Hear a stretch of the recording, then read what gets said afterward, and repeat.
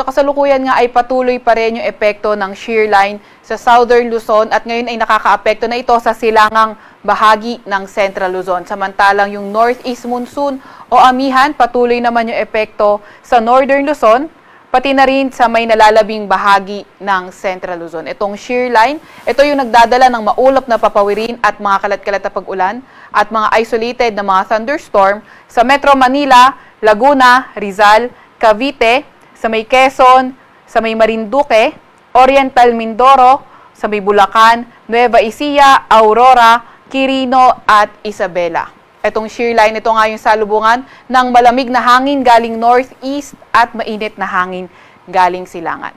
Samantalang northeast monsoon o amihan naman ang nagdadala ng maulap na papawirin na may mga ulan sa nalalabing bahagi ng Cagayan Valley at Cordillera Administrative Region.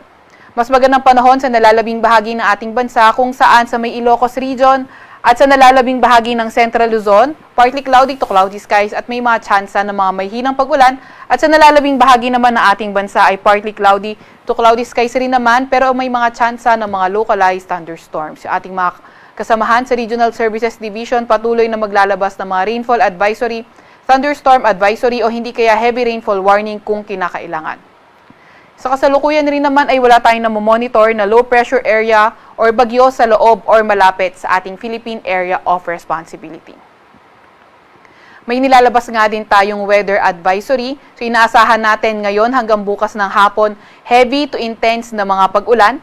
Sa Isabela, kabilang na nga ang Quezon. Kapag heavy to intense, inaasahan natin yung 100 to 200 millimeters na mga pag-ulan at posible yung numerous flooding events sa mga urbanized, low-lying at near rivers. Landslide naman ay likely sa moderate to highly susceptible areas.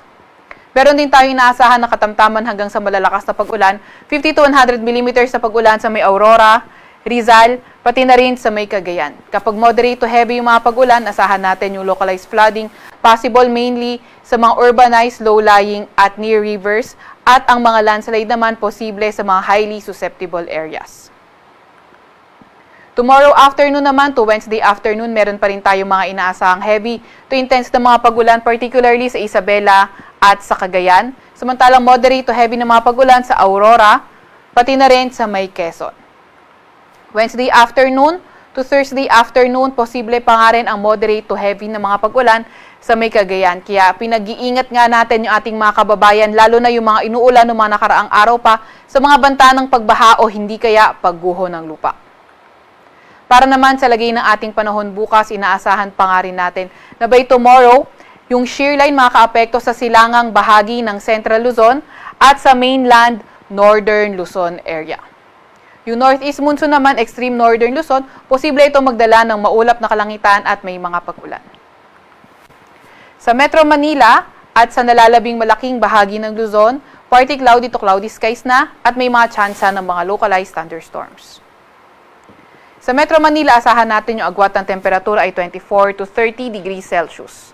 15 to 22 degrees Celsius sa may Baguio at 29 or 20 to 29 degrees Celsius sa may Tagaytay. 25 to 31 degrees Celsius sa may Legazpi, 23 to 30 degrees Celsius sa may Lawag at 23 to 28 naman degrees Celsius sa may Tugigaraw. Sa Puerto Princesa ay 26 to 32 degrees Celsius at sa may Kalayaan Islands ay 26 to 31 degrees Celsius.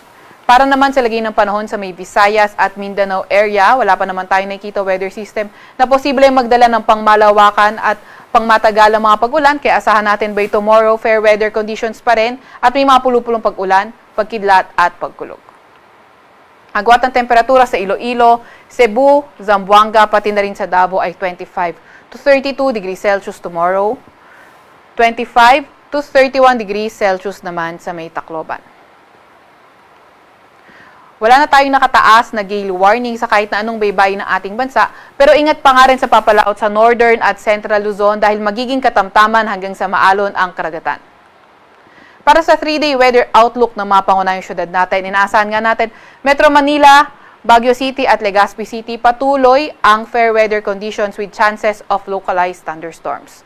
Yung shear line posible pa rin naman makaapekto sa hilagang bahagi. Yung shear line pati na rin yung Northeast Monsoon posibleng makaapekto sa hilagang bahagi ng Northern Luzon.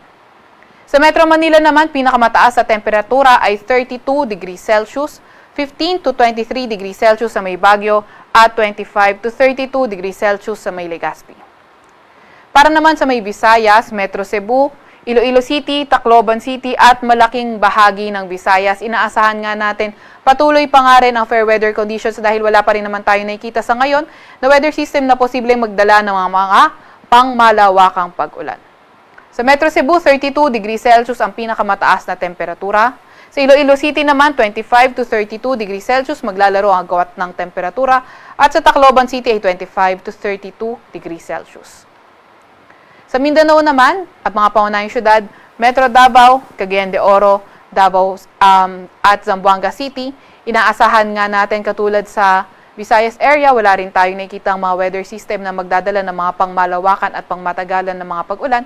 Kaya Wednesday to Friday, asahan pa nga rin natin ang fair weather with chances of localized thunderstorms. Sa Metro Davao, 25 to 33 degrees Celsius agwat ng temperatura. Sa may Cagayan de Oro City ay 24 to 32 degrees Celsius at sa may Zamboanga naman ay 24 to 34 degrees